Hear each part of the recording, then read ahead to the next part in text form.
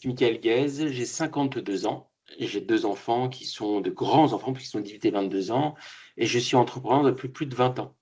Et en fait, depuis 2020, j'ai été aidant actif ou référent, comme on peut l'appeler, puisque je me suis occupé d'abord de ma mère, qui avait un Parkinson depuis plus de 30 ans et qui est décédée en 2022, puis ensuite de mon père, qui est lui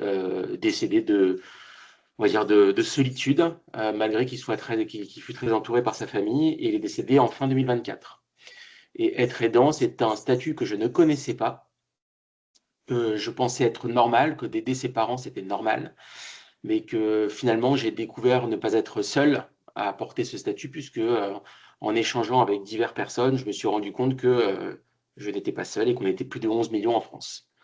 Et devant la labeur de la tâche, je me suis dit que j'avais envie de créer quelque chose pour aider les aidants au quotidien. Et c'est pour ça qu'avec mon associé Fabrice, on a créé Famille Relais il y a maintenant 2 ans. C'est une application mobile, iOS, enfin donc iPhone et Android, qui permet aux aidants de s'entraider au sein même d'un cercle familial. C'est-à-dire, en gros, vous avez un aidant référent qui va venir inviter dans cette application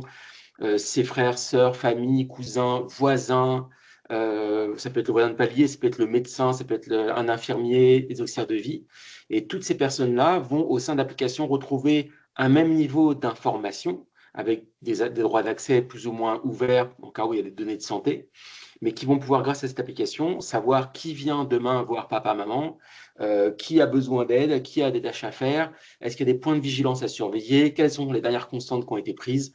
et ne serait-ce que les traitements, les pathologies, etc., etc.